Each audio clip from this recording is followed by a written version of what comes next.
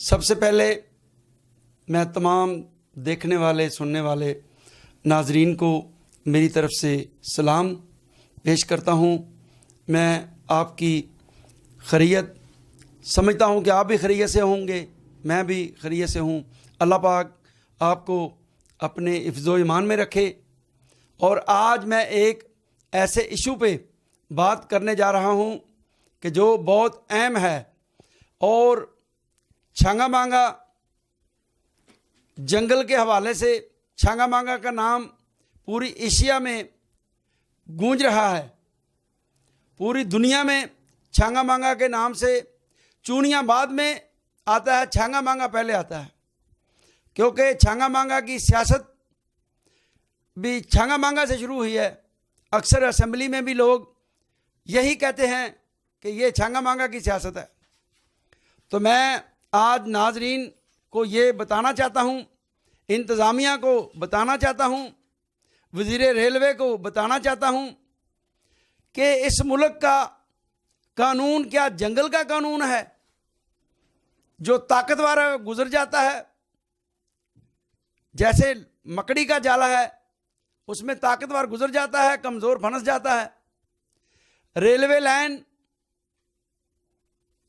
जब आज से कोई 15-20 साल पहले चले जाएं तो सारी दुनिया जानती, मैं भी जानता हूं, मेरे सारे अजीज़ बोया असल में हैं, तो अक्सर यहाँ से गुजर होता था तो देखते थे कि 2 लाइनें थी रेलवे की, डबल लाइन थी। एक तरफ गाड़ी आती थी और दूसरी तरफ जाती थी। अब इंतज़ामिया ने ऐसा जुल्म किया है कि इंतहा हो गई है। रेलवे की पटड़ी वो भी चोरी होगी, जिसकी मेरे ख्याल में ज़राए से मालूम हुआ है कि एफआईआर हुई और ऐसी नाकस एफआईआर दी गई कि उस मुलज़म को खाता पूरा करने के लिए बाद में रिहाई मिल गई और उसकी ज़मानत होगी। कैसा कानून है। अगर दूसरी जानब जिक्र करें कि छांगा मांगा में तकरीबन 6-7 साल से जो पुरानी चीज़ें हैं, पुराने एसी, फर्नीचर, दीगर बैटरी, यूपीएस और दीगर चीज़ें जिसका नाम लेना मेरे ख्याल टाइम लगेगा, वो पुरानी चीज़ें जहां नई चीज़ें इस्तेमाल हुई हैं, गवर्नमेंट को फंड से वो ख़रीदी गई हैं, लेकिन उन पुरानी चीज़ों का नाम कहीं नज़र नहीं आता कि उनकी कहीं नीलामी हो और उसका जो रकम है उसको सरकारी ख़जाना में जमा करवाया गया हो। ऐसा नहीं हुआ। क्या ये इनके बाप की जगीर है? क्या इनके दादे की जगीर है कि इनको पूछने वाला को नहीं? मैं वज़ीर आज़म पाकिस्तान को ये कहना चाहता हूँ कि इन अदारों को अगर आपने ऐसे ही छोड़ दिया इनके रहमो करम पर तो ये इस मुल्क को लूट जाएंगे। खुदा के लिए आपको अल्लाह पाक ने इज़्ज़त दी है, आपको अल्लाह पाक ने मकाम दिया है। वज़ीर आज़म साहब, आपके बारे कोई मुखालिफ भी आपकी करप्शन के बारे में नहीं सोच सकता। तो क्या ये जैसे छांगे मांगे जंगल को लूटा जा रहा है, मेरे ख्याल में ये तक कोई ऐसा कोई खमीनी जैसा हुक्मरान आए जो इनके ऊपर मसल्लत हो तो फिर इनकी रिकवरी होगी। दूसरी जानब एक बहुत बड़ा इशू है जिसमें जंगल का हुस्न ख़राब कर दिया गया। जंगल का हुस्न इन इंतज़ामिया की वजह से ख़राब हो गया है। छांगा मांगा का नाम भी पूरी दुनिया में था और इसकी सफाई सुथराई, इसकी जो डेकोरेशन है, जो लोग आते थे खुश होते थे। एक तरफ तो लकड़ी चोरी का कोई सिस्टम ही नहीं कि टोटल कितने दरख्त हैं और उसमें चोरी कितने हुए हैं, उसकी एफआईआर कितनी हुई है, बरामदगी कितनी हुई है, ये कोई निज़ाम ही नहीं, कोई पूछने वाला ही नहीं। आप ही चोर हैं, आप ही मदई हैं, आप ही सारा कुछ करने वाले हैं। तो मेरे ख्याल में अगर इनकी आला सतह इंक्वायरी लगाई जाए, जुडिशल इंक्वायरी। एक और भी बात मैं कहना चाहता हूं कि एक चीज़ है कि अगर किसी के खिलाफ कुछ शिकायत जाती है तो उसी को ही या उसके किसी साथी को इंक्वायरी अफसर मुकर्रर कर दिया जाता है। जब वो इंक्वायरी मुकर्रर होता है अफसर, तो उसने क्या करना है, वो तो है कि भी उसके रेट बढ़ जाएंगे, कहेगा आपने कितने खाए हैं, आधे मुझे दो, इंक्वायरी फारग। लेकिन मैं चाहता हूं कि ये बहुत बड़ा इशू है, इसकी इंक्वायरी हाई लेवल पे करवाई जाए, जुडिशियल करवाई जाए, ताकि एंटी करप्शन जैसे अदारे को ये इंक्वायरी उनके हवाले की जाए। डीजी एंटी करप्शन मेरे ख्याल में अगर सुन रहा है या किसी जराए से, तो डीजी एंटी करप्शन को चाहिए कि इस मामले पर गौर करे और इसकी खुद आकर तहकीकात करे कि रेलवे लाइन किधर गई, क्या हुआ, क्या बना उसका, जो 6 साल 7 से जो पुराना सामान है वो किधर गया है। इसके अलावा एक और इशू है जो बहुत बड़ा है, जहां काने हैं जो जिम्मेदारों के काम आते हैं और पतलों में काम आते हैं, बड़े कीमती हैं, ये बहुत अनमोल तोहफा है हमारे लिए, तो उनका ठेका सिर्फ बराए नाम है। 2 साल से ना तो उनका ठेका हुआ है, ना ही उसका पता है कि भी ठेकेदार कौन है। लेकिन वो गुनाह को छुपाने के लिए जब देखते हैं कि भी ऑडिट वाले आएंगे या कोई जिम्मेदार आता है आएगा तो वो बताएगा सैल किसी को, तो वो आग लगा देते हैं। ये तो पुरानी मिसाल है कि जिस रिकॉर्ड को गबन करना है तो उसको आग लगा देते हैं। क्या वो तो रिकॉर्ड ही नहीं मिला। जो कमेटी बनाई गई है छांगा मांगा जंगल की, वो उसके हाथ में जो सारा कानून उसको दे दिया गया है। अगर कमेटी ने काम करना है तो महकमे को फारग करें, एसडीओ को फारग करें, एक्सिन को फारग करें। क्या है हमारी मुदाखलत या हमारी चुदराहट या हमारी सरदारी, अगर जंगल में हम मुदाखलत करते रहे तो फिर कानून नाम की चीज़ नहीं रह जाएगी। डीएफओ साहब, आप होश के नाखन लें। देखें, आपको अल्लाह पाक ने इज्जत दी है, आप इस अवाम के टैक्स के पैसों पर आपके बच्चे पाल रहे हैं, आप बड़ी बड़ी गाड़ियों में सरकारी गाड़ियों का बेदरैग इस्तेमाल कर रहे हैं। जो आपको गाड़ियां दी गई हैं ये इसलिए नहीं दी गई कि इसको घर में लेके जाएं, ससुराल में लेके जाएं, उधर जाएं, इधर जाएं, और बच्चों के घूमने के लिए, दोस्तों को के घूमने के लिए। ये नहीं है। ये कानून का, आपने तो कानून को मजाक बना रखा है। सरकारी अफसरों को चाहिए कि ये गाड़ी सिर्फ सरकार के कामों में इस्तेमाल की जाए, और ज़ाती कामों में अगर गाड़ियां इस्तेमाल होती रही तो फिर मेरे ख्याल है अल्लाह ही हाफिज है। छांगे मांगे के जानवर के हवाले से मैं बात करना चाहता हूं। देखें, छांगे मांगे में जो जानवरों के बारे में आम लोगों को पता है कि वहाँ पर एक दफ़ा पाबंदी लगा दी जाती है, जब माल उसका रेट बढ़ जाता है तो फिर इजाज़त दी जाती है। क्या कानून है? इंसाफ नाम की यहाँ मुझे कोई चीज़ नज़र नहीं आती। तो मैं फिर इंतज़ामिया को, हुकूमत पंजाब को और मरकज़ हुकूमत को, ख़ास करके मैं चीफ जस्टिस ऑफ पाकिस्तान और डीजी एंटी करप्शन से ये गुजारिश करूँगा कि छांगा मांगा जंगल को बचाने के लिए आप मैदान में उतरें, अपना अहम किरदार अदा करें, इन लुटेरों चोरों से जान छुड़वाएं। कि इन्होंने तो लूट लिया है हर चीज़ को। इनका देखे, जब वे ये लोग भर्ती हुए हैं उस वक्त इसकी क्या पोजीशन थी। कुछ लोग ऐसे हैं जो साइकिल या मोटरसाइकिल पे थे, आज बड़ी बड़ी गाड़ियों में इनका दिमाग ख़राब हो गया है। ये किसी को एक पूछने वाला ही नहीं इनको कोई। तो मैं फिर ये रिक्वेस्ट करूँगा कि छांगा मांगा जंगल को बचाने के लिए तमाम अदारे जो जिनके ये मुतलका हैं उनको चाहिए कि कानून हरकत में आए और इनकी फौरी तौर पर इंक्वायरी की जाए, तहकीकात की जाए, ताकि इन्होंने करप्शन की है उन करप्शन के मुलजमान को कैफरे किरदार तक पहुँचाया जाए और इंतकाम का निशाना बनाया जाए, ताकि आइंदा कोई इतनी जरूरत ना करे। दूसरा इशू मैं आपको ये भी बताना चाहता हूँ कि इस इलाके में जो पटवारी माफिया है, सॉरी मैं ये भी कहना चाहता हूं कि तमाम पटवारी नहीं, कि जो तमाम पटवारी हैं, इसमें तकरीबन 50% लोग ऐसे हैं कि जिन्होंने बड़ी बड़ी कोठियां, बड़े बड़े बंगले बना रखे हैं। और पटवारी तो पटवारी ਜਿਹੜੇ ਇਹਨਾਂ ਦੇ ਮੁਨਸ਼ੀ ਨੇ ਨਾ, ਅੱਲਾ ਮਾਫ ਕਰੇ, ਉਹਨਾਂ ਦਾ ਅਗਰ ਸਿਰਫ ਕੱਲੇ ਮੁਨਸ਼ੀਆਂ ਦਾ ਇਸਤਸਾਬ ਹੋ ਜਾਵੇ ਤੇ ਤਕਰੀਬਨ ਮੇਰੇ ਖਿਆਲ ਹੈ ਕਿ ਵੀ ਮੁਲਕ ਦੇ ਵਿੱਚ ਜਿਹੜੇ ਆਂਦੇ ਨਾ ਸਾਡੀ ਗੁਰਬਤ ਦੂਰ ਹੋ ਜਾਏਗੀ। ਸਾਡੀ ਤਹਿਸੀਲ ਨਹੀਂ, ਪੂਰੇ ਮੁਲਕ ਦੇ ਵਿੱਚ ਪਟਵਾਰੀ ਜਿਹੜੇ ਨੇ ਇਹਨਾਂ ਦਾ ਇਸਤਸਾਬ ਕੀਤਾ ਜਾਵੇ ਕਿ ਭਰਤੀ ਹੋਏ ਸੀ ਦੋ ਇਹਨਾਂ ਦੀ ਕੀ ਪੋਜੀਸ਼ਨ ਹੈ ਤੇ ਅੱਜ ਇਹਨਾਂ ਦੀ ਕੀ ਹੈ। ਜਿਹੜੇ ਕਰਪਟ ਪਟਵਾਰੀ ਨੇ ਉਹਨਾਂ ਨੂੰ ਸਜ਼ਾ ਦਿੱਤੀ ਜਾਵੇ, ਨੌਕਰੀ ਤੋਂ ਫਾਰਗ ਕੀਤਾ ਜਾਵੇ, ਬਲਕਿ ਉਹਨਾਂ ਦਾ ਮੁਕੱਦਰ ਜੇਲ੍ਹ ਬਣ ਜਾਵੇ।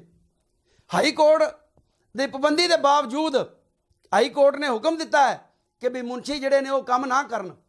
ਤਾਂ ਮੈਂ ਦਾਅਵੇ ਨਾਲ ਕਹਿ ਸਕਣਾ ਕਿ ਮੈਂ DC ਆਫਿਸ ਕਸੂਰ ਦੇ ਵਿੱਚ ਮੈਂ ਵੀ ਮੌਜੂਦ ਸਾਂ ਤੇ ਉਹਨਾਂ ਨੂੰ ਇਹ ਨਹੀਂ ਸੀ ਪਤਾ। ਉੱਥੇ ਇੱਕ ਰਿਪੋਰਟ ਤਿਆਰ ਹੋ ਰਹੀ ਸੀ ਕਿ ਵੀ ਜੀ तमाम ਪਟਵਾਰੀ ਲਿਖ ਦਿਓ ਕਿ ਵੀ ਬਿਲਕੁਲ ਉਹਨਾਂ ਨੇ ਮੁਨਸ਼ੀਆਂ ਨੂੰ ਭਜਾਤਾ ਹੈ, ਕੋਈ ਮੁਨਸ਼ੀ ਨਹੀਂ, ਓਕੇ ਦੀ ਰਿਪੋਰਟ ਹੈ। ਲਾਨਤ ਹੈ ਐਸੇ ਨਿਜ਼ਾਮ ਤੇ ਕਿ ਜਿਹੜਾ ਹੈ ਕਿ ਵੀ ਕਿਸੇ ਨੂੰ ਇਹ ਹੀ ਨਹੀਂ ਪਤਾ ਕਿ ਵੀ ਇਹ ਕਰਪਟ ਹੈ ਤੇ ਉਹਦੀ ਪਾਸਦਾਰੀ ਕੀਤੀ ਜਾਂਦੀ। ਕਿਆ ਇਹ ਕਾਨੂੰਨ ਹੈ? ਜੰਗਲ ਦਾ ਕਾਨੂੰਨ ਹੈ। ਮੈਂ तमाम ਆਲਾ ਹਕਾਮ ਨੂੰ, ਵਜ਼ੀਰ ਮਾਲ ਨੂੰ, ਵਜ਼ੀਰ ਆਲਾ ਪੰਜਾਬ ਨੂੰ, ਚੀਫ ਜਸਟਿਸ ਨੂੰ, ਵਜ਼ੀਰ ਆਜ਼ਮ ਪਾਕਿਸਤਾਨ ਨੂੰ ਮੈਂ ਗੁਜ਼ਾਰਿਸ਼ ਕਰਾਂਗਾ ਕਿ ਵੀ ਮਹਿਕਮੇ ਮਾਲ ਤੇ ਜਿੰਨੇ ਸਰਕਾਰੀ ਰਕਬੇ ਨੇ ਉਹ ਅੱਜ ਫਿਰ ਆਬਾਦ ਹੋ ਰਹੇ ਨੇ ਔਰ ਪਟਵਾਰੀ ਮੰਥਲੀ ਲੈ ਰਹੇ ਨੇ। ਜੇ ਕੋਈ ਗਰੀਬ ਆਦਮੀ ਹੈ ਉਹਦੇ ਖਿਲਾਫ ਪਰਚਾ ਦਰਜ ਕੀਤਾ ਜਾਂਦਾ, ਉਹਨੂੰ ਫੌਰੀ ਐਕਸ਼ਨ ਲਿਆ ਜਾਂਦਾ।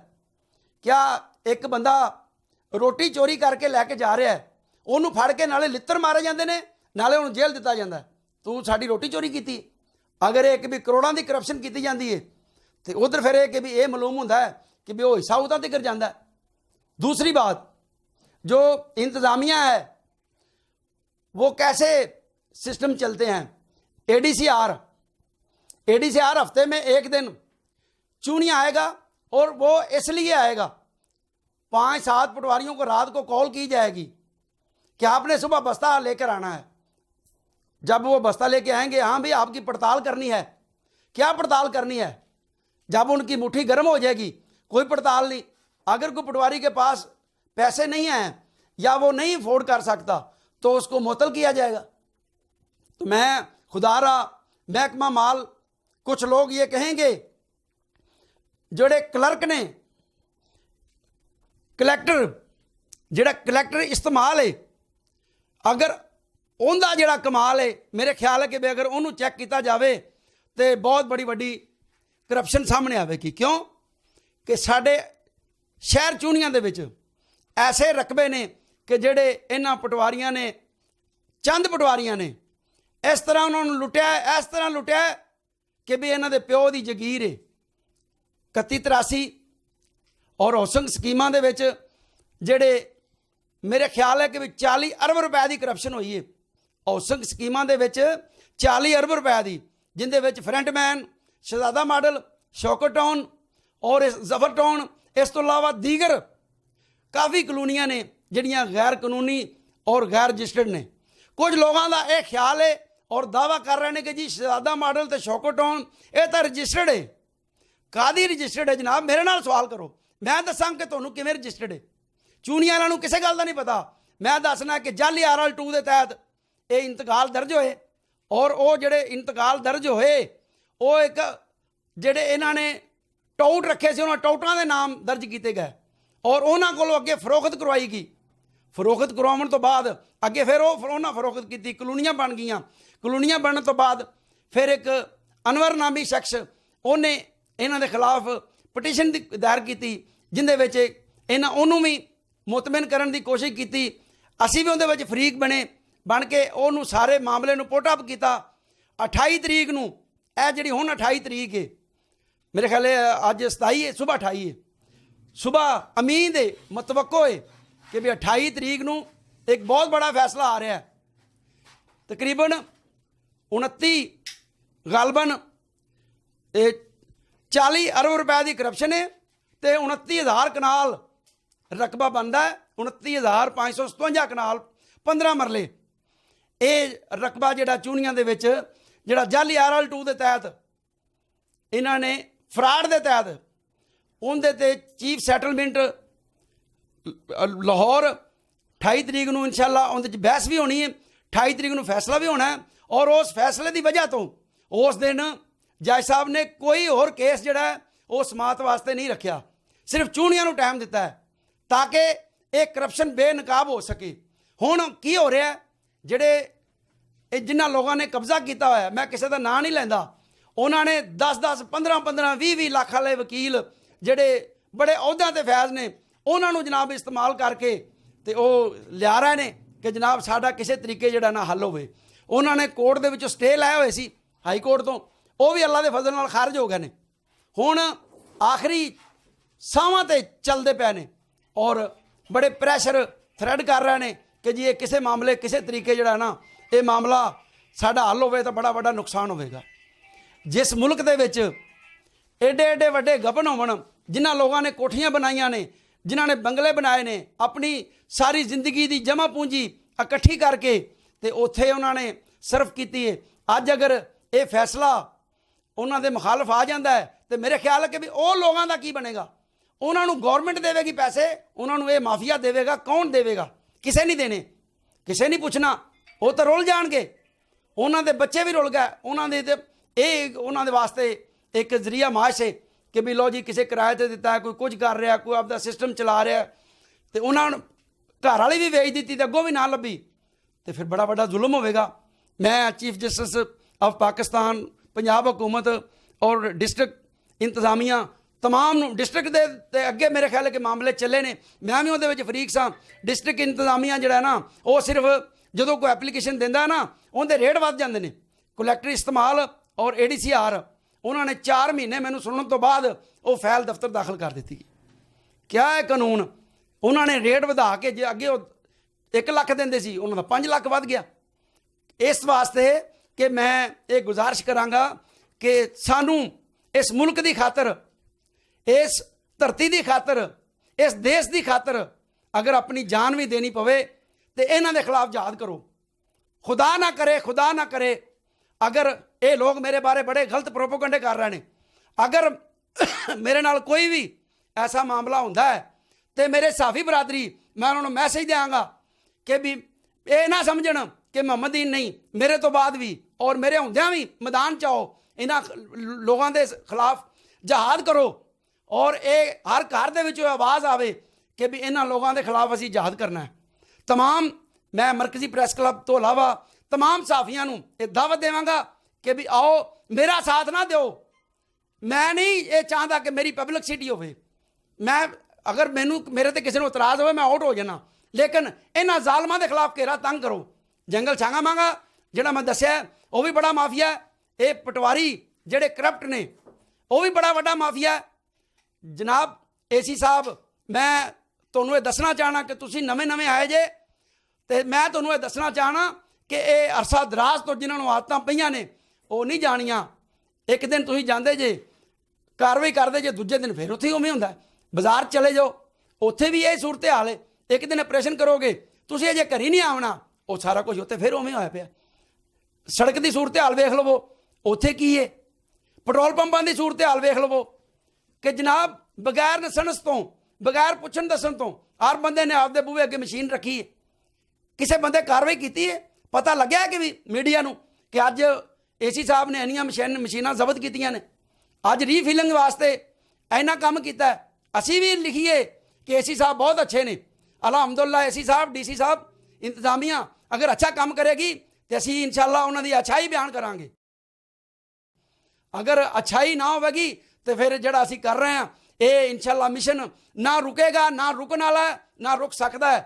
मैं अपने आला क्यादत सरदार विकास बाकर डोगर और फयाज अहमद धौन उन्हां दी क्यादत दे विच उन्हां दे हुक्म दे मुताबक पूरी टीम नूं नाल लैके मैं इन्हां दे खिलाफ इंशाअल्लाह मैनूं कोई खतरा नहीं। ये मौत जिहड़ी है इन्हें एक दिन आना ही आना है। अगर मेरी 100 साल जिंदगी है तो मैनूं मार नहीं कोई सकता, जे अगर मेरी एक दिन दी है तो मैनूं बचा को नहीं सकता। ये जेन चो गल कढ़ दो जिहड़े लोग प्रोपोगंडे कर रहे हैं कि भी इनू कंट्रोल करिए, इनू इंज करिए, इनके खिलाफ FIR करवाइए, इनू इंज करिए, इनू थ्रेड करिए, वो गलत फहमियां दिल चो कढ़ दो।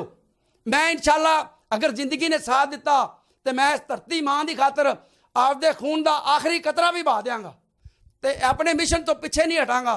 तो आओ मेरा साथ दो। शुक्रिया।